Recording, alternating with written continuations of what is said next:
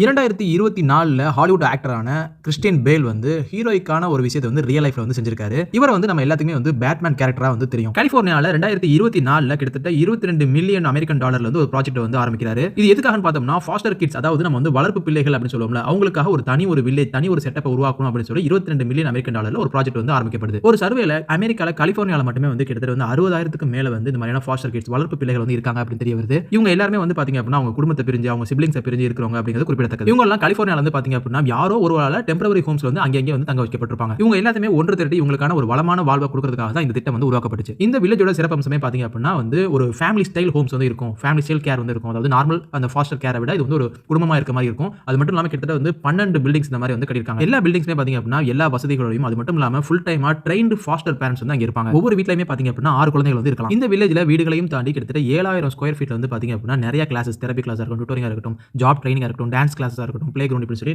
ஏகப்பட்ட வசதிகளை வந்து பண்ணி வச்சிருக்காங்க. இவர் நடிச்ச பேட்மேன் படத்துல வந்து அவர் வாழ்ந்த அந்த பேலஸ் வந்து அனாதை குழந்தைகளுக்காக வந்து எழுதி வச்சிருவாரு. சோ இதே மாதிரி ஒரு விஷயத்தை வந்து இந்த ரியல் லைஃப்ல செஞ்சிருக்கிறது ரொம்பவே சூப்பரா இருக்கு. படங்கள்ல மட்டும் இல்லாம நிஜ வாழ்க்கையிலும் ஹீரோ அப்படிங்கறத இவர் நிறைவேற்றிருக்காரு.